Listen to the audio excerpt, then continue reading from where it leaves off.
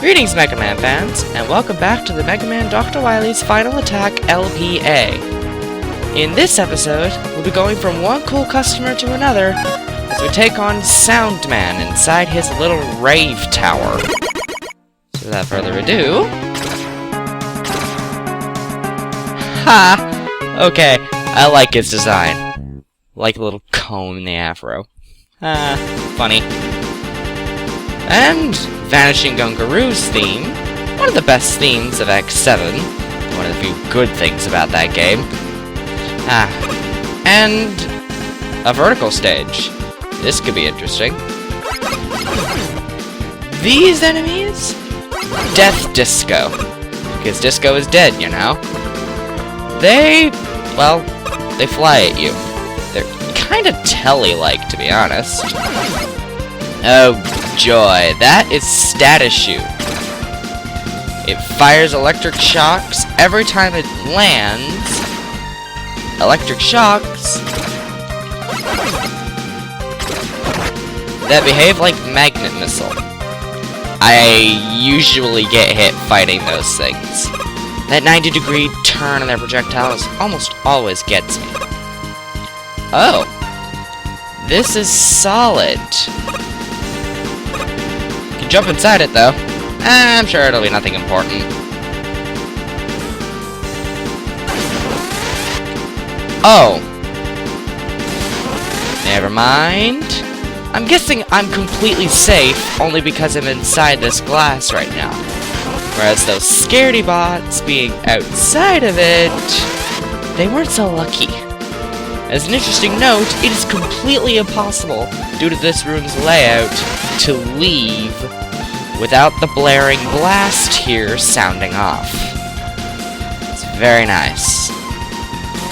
I also like how the countdown is individual for each room that you're dealing with this, rather than it being everywhere. As a note, blaring blast doesn't kill you, but it hurts. And here we have DJ Jazzy Jet. His turntable is a shield, but otherwise the main thing about him is he rains music notes everywhere. I'll be honest, I find him kind of annoying. There's two different enemy types in this stage I find annoying. Figures, huh? Ah well. Still a good, fun level. I can't exactly complain. Oh! Oh! I almost never noticed that one on the left. Usually notice it in time, but that was much closer than usual. LP curse! Oh, good.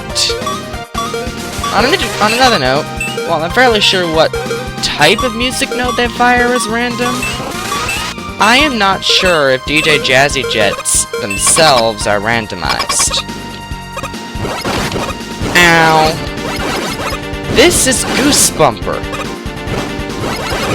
It fires those 3 energy orbs and then stomps its foot down to drop rocks on your head. As you can see, it is very easily dispatched. The rocks always fall in the same location, so you do have a bit of a safe spot.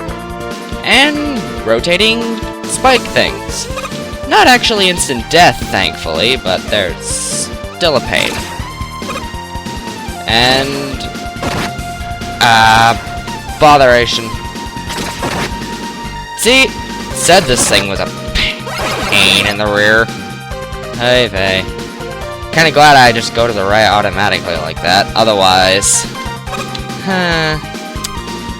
Ow.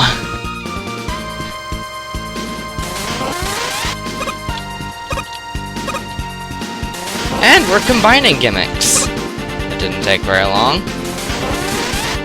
Do appreciate that little glass pipe right there.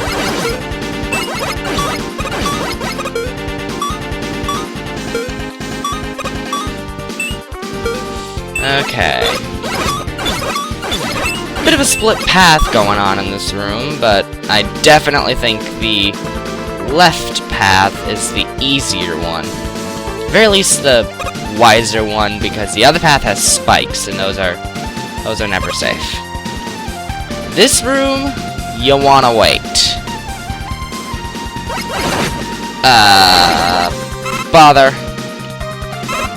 I did not do a good enough job. But yeah, if you try to go down there to fight them, you're pretty much guaranteed to take the hit. So, don't. And more suspicious health. Great. Ah, you again!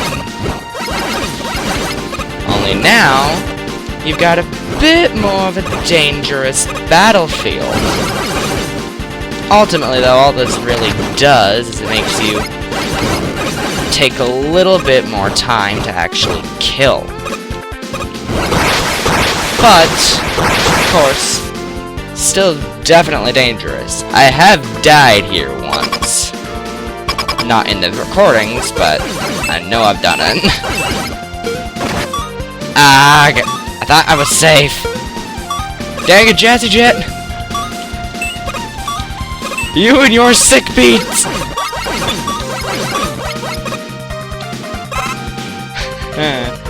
Anyway.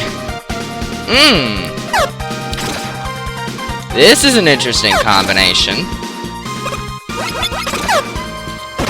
Oh, gosh darn it.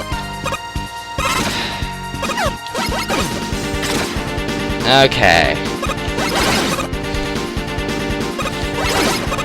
Yeah, the Mets and the status shoe there. Those have a lot of coverage to them. It's impressive, really. Ow. It's doing so well at avoiding getting hit. Yeah, this room, bit of a tricky one to get out of unscathed.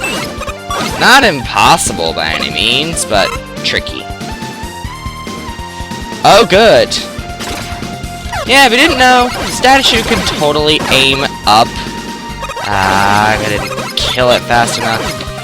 And also, the only Sniper Joe in the entire stage. This is kind enough to leave health for us. Oh. Oh, we're doing this now.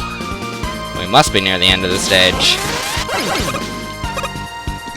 Yeah, no, I'm hiding back in my cubbyhole.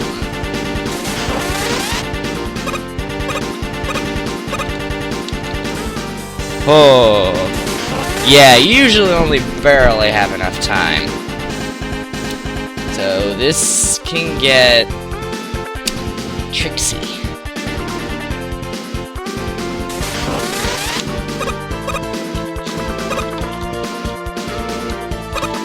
Messing up at one jump can be all it can take. Thankfully, in this room, making a mistake on your jump can be fixed. Here, though, you only have the one shot to make it out unscathed. And needless to say, you will usually only barely make it unscathed. And yes, you actually have to pause at one point to avoid getting caught on those spinning spikes. This is a tricky stage, not gonna lie. But it does a lot better at being a vertical level than the usual vertical level in Mega Man Classic. Given how, I think we figured out back in Mega Man 1 that this doesn't work for Mega Man. But yeah, good stage, like the rest of them have been so far. Anyway, time for Soundman himself. He is not an easy boss, so don't be surprised if he gives me a lot of grief. His fighting style is easily one of the more predictable ones, where he lands from an attack, where he lands from a jump, rather, determines what his next move is going to be. If he lands on the sides, he's gonna launch those sound waves you have to jump through. Lands in the middle, he's gonna spray that disco ball at you. And well, you see how I'm dodging that. He's definitely not the easiest boss in the world. You must be on your toes at basically all times to get out of this fight unscathed. One wrong move, and your goose bumper is cooked.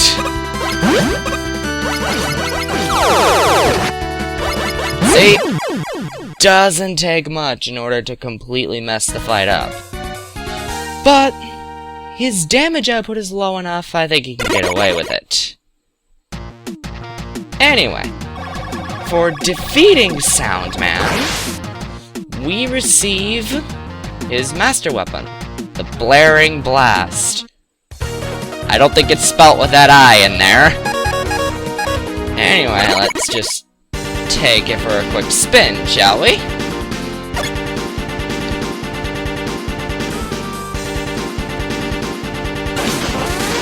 Ah!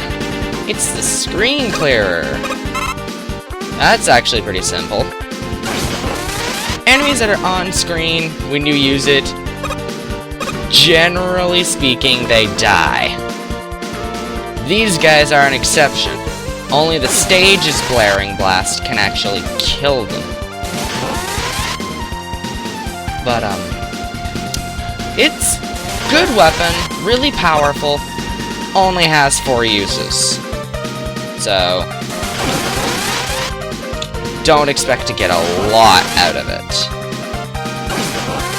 Oh, who am I kidding? If enemies are frequently drop weapon energy like they have been with me, you can get a lot of use out of just 4 uses. And this is really powerful to boot.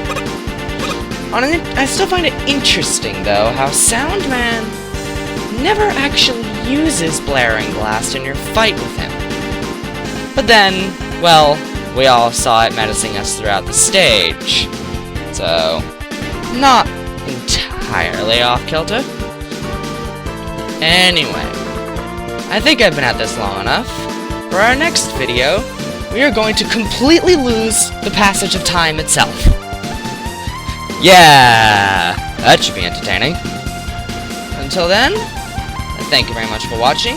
I do hope you enjoyed the video, and I shall see you next time. Until then, goodbye!